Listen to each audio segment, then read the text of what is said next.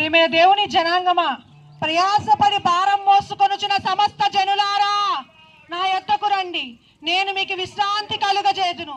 ప్రియమైన దేవుని బిడ్డలారా, ఈ లోకములో ఎక్కడికి వెళ్ళినా ఎంత ఈ లోకంలో చాలా మంది ప్రజలు వారి జీవితంలో కష్టాలు గుండా నష్టాలు గుండా వెళ్తున్నారు. విశ్రాంతి ఎవరికూ లేదు.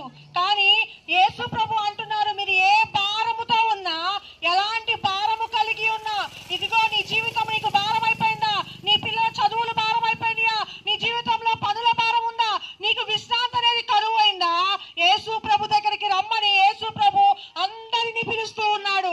ఏంటంటే ప్రయాసపడి భారం మోసుకునిచున్న సమస్త జనులారా నా యొద్దకు రండి, నేను విశ్రాంతినిస్తాను.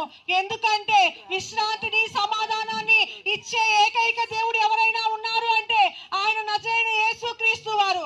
యేసుక్రీస్తు వారు మాత్రమే ఈ లోకంలో ఉన్న ప్రతి ఒక్క వ్యక్తి భారాన్ని తీసివేయటానికి వచ్చాడు.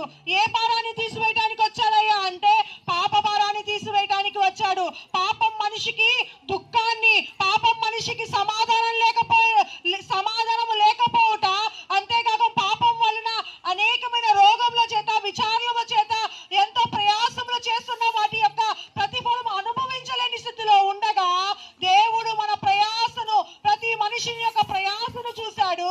ఆ ప్రయాసను చూసి ఆయన చెబుతున్నాడు, ఇదిగో ఈ ప్రయాసలను, మీ భారాలను నేను చూస్తూ ఉన్నాను.